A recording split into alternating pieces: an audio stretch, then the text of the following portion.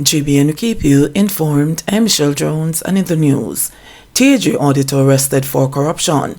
A tax auditor of the Tax Administration of Jamaica, TAJ, has been charged with breaches of the Corruption Prevention Act. Rimali Wint-Lewis was arrested on September 14, 2023, following a joint operation by the Revenue Protection Department, RPD, and the Major Organized Crime and Anti-Corruption Agency, MOCA. Mrs. Wint-Lewis was offered bail in the sum of $400,000. She is to appear in the Manchester Parish Court on Wednesday, October 4, 2023. The allegations are that in July this year, the accused informed the taxpayer that an audit was being conducted on their business, which showed a preliminary assessment in the amount of $20 million. It's further alleged that Mrs. Wint-Lewis asked the taxpayer for a meeting to discuss the matter in private. During this and the subsequent meetings, Mrs. Wint-Lewis offered to reduce the audit significantly by various means. She reportedly demanded $3 million and a Honda CRVS payment. It's understood that a September 14, 2023 date was set for a meeting with the taxpayer to ensure that the motor vehicle could be transferred without being traced and to collect a portion of the requested monies. A sting operation was set up by the RPD and MOCA, where the accused was held with the money in her possession. In response to the action, Tax Administration says it strongly supports integrity and accountability in keeping with its core values. Brother allegedly kills one sister, injures another in dispute over food. The St. Andrew South Police are today searching for a man who allegedly killed one of his sisters while wounding another, following a heated dispute over food items. According to police reports, an argument developed among the three siblings at a house on Denver Crescent in Marvelly at about 7 p.m. on Wednesday. The dispute reportedly became physical, resulting in the brother stabbing both sisters multiple times. Both women were taken to hospital, where one succumbed to her injuries while the other was treated and released. The victim has been identified as Kenisha Royal of New Barnet Road, Marvelly, Kingston 20. The brother, whose identity has not yet been released, is reportedly on the run. Investigations continue. Farmer found dead in pit in St. Mary. A farmer was found dead near his home in Roadside District, Islington, St. Mary, Wednesday morning. Linton George Thomas, 41, otherwise called Bobo or Benup, was found dead by residents who had launched a search for him in the community, police said. Reports are that around 11:30 p.m. on Tuesday, residents heard several loud explosions coming from the direction of where Thomas lived but did not call the police. Around 10:30 Wednesday morning, a family friend went to Thomas's house to make checks. However, he was not seen, and what appeared to be blood was observed leading from the home to a 2-story concrete structure that was still under construction. A search of the premises was carried out by community members, family members, and his dogs, and Thomas's body was found in a pit about 12 feet deep. It was clad in black and white shorts and barefooted, with the upper body wrapped with what appeared to be tarpaulin. The help of the Port Murray Fire Department had to be requested to help retrieve the body, the police said. 3 nabbed by St. Elizabeth Police in stolen car. 3 people were arrested on Wednesday following the recovery of a stolen car by the St. Elizabeth Police. They were nabbed during a special operation along the Oxford Main Road. The arrests come as the police intensify operations in the parish to target wanted persons, guns, and drugs. Last week, a police military operation in sections of the parish resulted in the seizure of over 2,000 pounds of marijuana, which the police called a major dent in the drugs for gun trade in St. Elizabeth. Senton Police seeking wanted men. Detectives assigned to the Senton Criminal Investigations Branch have listed 2 men as wanted for serious crimes in the division. They are Kemar Matthews, otherwise called Bitter or Bibi, who is wanted for murder and wounding with intent. Javon Simpson, who is wanted for wounding with intent. They were to report to the police by 6 p.m. on Wednesday, September 20. Meanwhile, anyone with information that can assist the police in locating these men is being asked to contact the Sentons Bay Police at 876-954-3073, the Police 119 emergency number, Crime Stop at 311, or the nearest police station. St. Andrew businessman ordered to forfeit 23 million Jamaican dollars to government. A St. Andrew businessman is to forfeit $23 million to the government following a successful court application by the Financial Investigations Division, FID. The matter, which was heard in the Corporate Area Parish Court Civil Division, stemmed from the 2013 robbery of a Swiss store in downtown Kingston. According to police reports, a gunman walked into the store, which is located at the intersection of Church and Harbour Streets, and made off with several high-end watches valued at over $7 million. The businessman Donald Ho and a Jamaica Labour Party activist, Keon Treasure Campbell, were arrested by cops from the flying squad in connection with the incident. Cash in the sum of $658,500 Jamaican dollars, $150,955 US dollars, 71 pound sterling, and 85 Canadian dollars was seized during a police operation at Ho's premises in 2013. It was charged with receiving stolen goods and illegal possession of a firearm.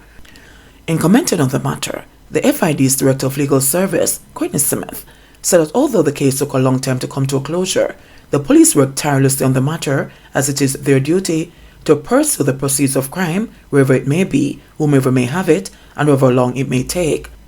This particular case shows the united resolve of the FID and our partner institutions, including the Jamaica Constabulary Force. The police officers and the legal team of the FID worked tirelessly to ensure that all the evidence was in place and all the evidence was presented to the court to assist the court in making this just decision, he continued. New jury to be impaneled for murder trial of Beachy Stout and co-accused. Jury problems escalated on Wednesday in the murder trial of Everton Beachy Stout MacDonald and his co-accused, Oscar Barnes, in the Home Circuit Court in Kingston, forcing the trial to be adjourned and the 7 members discharged from the jury, which was impaneled on Monday. The matter should resume next Monday when a new set of jurors is to be selected. MacDonald and Barnes are being tried for the July 2020 murder of Tony MacDonald, who was Everton's second wife. The partially burnt body of Tony was found slumped beside her race motor car on the Sherwood Forest Main Road in Portland with her throat slashed. On Monday at the start of the trial, 2 men who were selected to be a part of the jury refused to swear on the Bible or affirm that they would do nothing to compromise the case. One of them blatantly refused and told the judge that he would not swear on the Bible because of his religious beliefs, and he also refused to give any information, claiming he was of the view that he would still be swearing. Presiding Judge Chester Stamp discharged the 2 men and indicated that both of them would face punishment. The 2 men were placed immediately on Monday morning, and the trial got underway with the first witness, a former employee of Everton, taking the stand to give testimony. But on Tuesday, there was another jury challenge, forcing the trial to be stalled when juror number 4 did not turn up for court. The court learned that he had serious monetary problems and could no longer participate in the process.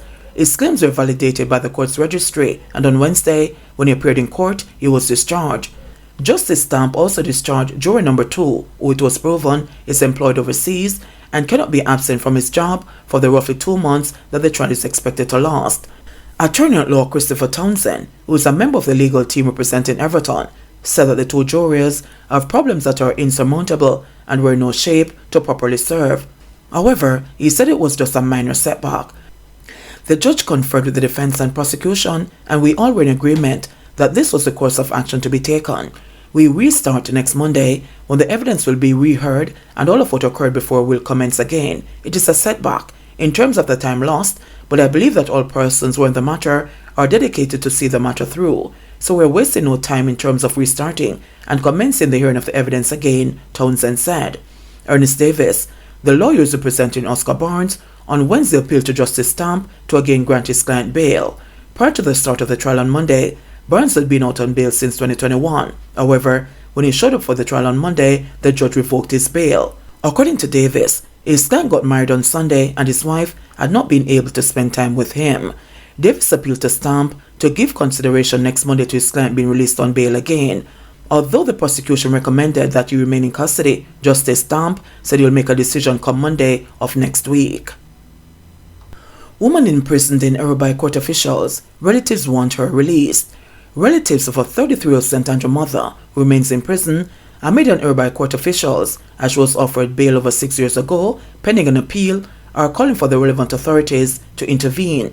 Cutie Lovelock, who has been waiting since 2017 for her court records from the Kingston and St. Andrew Parish Court so that her appeal can be heard, was carted off to prison last week Tuesday. Despite documents showing that she was granted bail pending her appeal, the woman remains imprisoned.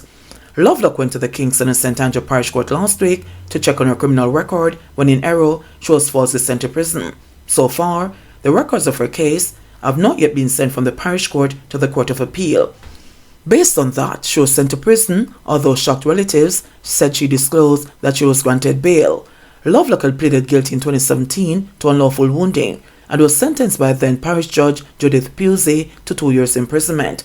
Verbal and written notice of appeal were given, and Lovelock was granted bail pending the outcome of the appeal. Relatives of the imprisoned woman are calling for Minister of Justice Delroy Chuck and the Chief Justice Brian Sykes to intervene in the injustice meted out to Lovelock so she can be released immediately to take care of her children. Attorney at law Melrose Reid, who is representing Lovelock, when contacted, said that for the last 6 years she has been making regular checks to see if the records have been sent from the parish court. She pointed out that if the records are not ready, then the matter cannot be set for the appeal to be heard. Reid said when she heard that Lovelock was sent to prison to serve the sentence, she made checks at the parish court. Records of the appeal have not yet been sent from the parish court. I am shocked that a warrant of commitment was executed upon her when she's an appellant, Reid said. Reid frowned on the fact that the records have taken so long and said steps must be taken to expedite records of cases on appeal. Lovelock is appealing on the grounds that her sentence was manifestly excessive, Reid said. Now is the age of technology. I cannot understand why such an error was made, and it was not on the system that bail was granted, one of Lovelock's relatives said. The relatives are upset that it is now over a week and she has not been released. JBN, we keep you informed. Please remember to subscribe, like, share, leave us a comment, and click the notification bell to receive our daily news items.